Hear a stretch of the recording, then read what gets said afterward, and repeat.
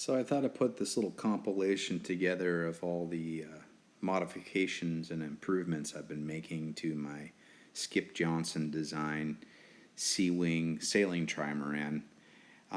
Basically, I got it a few years ago, and when it first came to me, the wiring was just a complete rat's nest. I mean, there was wiring on the ceiling and on the walls, and the main panel and radio were on the forward bulkhead, which meant you had to leave the cockpit to make use of them, and the wiring was just overly sized and just hideous, and it was screwed down like every couple inches. So the first thing I did was remove all the wiring and the hardware, and decided I'd move the panel to the rear bulkhead so that you could just reach right in from the cockpit and grab the radio and grab the switches, throw a switch, and not have to leave the helm or take your eye off of what's ahead of you.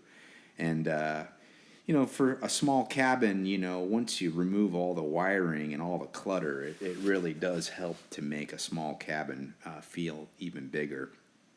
The next order of business was the Galley. I didn't really care for how small the countertop was, and sort of impeded in the one starboard side fixed bunk, and so I cut out the counter and took out the old sink. I left the lower cabinet unit in place to act as support for a new counter, and decided I wanted to modernize it a bit with a nice long counter, so you could put some plates out on it and make some food, and maybe use it as a work table if you needed to troubleshoot something. And I figured this was a great time, also to go ahead and modify the starboard bunk, because the port side bunk was a slide out, but the starboard one was fixed. So I went ahead and made both slide out. They actually slide out to 36 inches wide by about 6 feet 3 inches long. Went ahead and made new bunks and trimmed them out in Ipe to try to tie them into some of the nice darker wood. Basically, when they're closed up, they don't take up a lot of room, and then you slide the starboard one out over the countertop, which helps to support it, and then the other is supported by the settee chair there. And plenty of room with both of them open and closed, and also with the countertop to get through the cabin of the boat to the forward bow area. Next order of business, though, was the floor stopped short. It actually stopped right underneath the step into the cabin, and so I decided I wanted to extend it so you could stand in front of the sink and the new counter. So I went ahead and cut out this bulkhead, which was actually just a support for a cooler shelf. And I went ahead and cut that out, and then I decided that I would use the old cooler shelf. This is actually the cutout of the bulkhead, and I think I might reuse that as a transom swing step. But anyways, this is the cooler shelf here, and I went ahead and cut it down so that it matched the radius of the bilge. And I went ahead and used that as my floor extension, since it was already well made and was easy to modify and fit, and is strong enough to support the weight. So basically now what happens is the step, I cut it down. It used to hinge at the back. Now I have hinges on the side. So you can basically flip it up out of the way, and now you can stand right in front of the sink. You can stand in front of the galley. And then it also gives access to this whole underutilized area here underneath the cockpit sole. It's about 36 inches in length, 20 inches deep. So I'm going to make a big slide out drawer that's going to have a DC electric refrigerator freezer, and store the dry goods in it that'll slide out into the cabin. I also updated the electronics with this Dragonfly marine GPS fish finder. I think it's a Dragonfly 7 Pro, waterproof unit, and did swing out mount so you can use it inside, outside. Didn't want to cut any big holes in the rear bulkhead. I think that's just a foolish thing to do these days when you can just get a mount like this. The original boards to get into the cabin had long rotted away. They were made out of wood, but one of the things I liked about them is they had a window in them. I found some old pictures.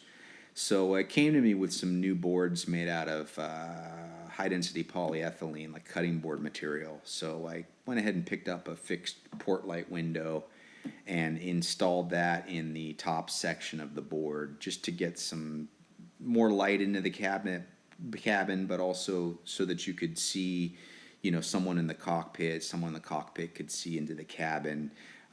So there was a line of sight for communication, and worked out pretty good. And brings in some light, and also that material lets a little bit of light in naturally. Here's some of that same material I just used to mock up. I've mounted a table that is out of the way, in the cockpit, and then basically swings up so that you can, utilize the outdoor area for eating. I like to hang outside a lot, being in the tropics. And here is the hard Bimini. This is in the trailering mode. It folds down and collapses. And basically designed a mount system for it that is anchored to adjustable sliding cars that use the original sailing T-track hardware. So I didn't have to drill any holes, and you can adjust the angle of it. You can slide it back so that it covers the cockpit. It can cover the cabin. It's completely adjustable, which is cool. And here's, you can see how it mounts to the track. And it's very lightweight. It actually came to me from another boat that I bought, so I'm sort of repurposing it. And I'll probably make something bigger later, but I'll put some solar on it.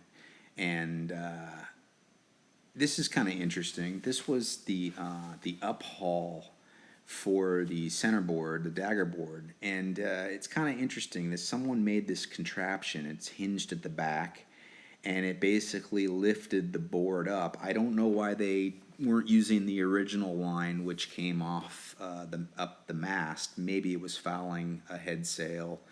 I'm not really sure, but unfortunately it wasn't made very well, but I liked the idea. I didn't like, though, is that there was no downhaul, and so I went ahead and installed this tube.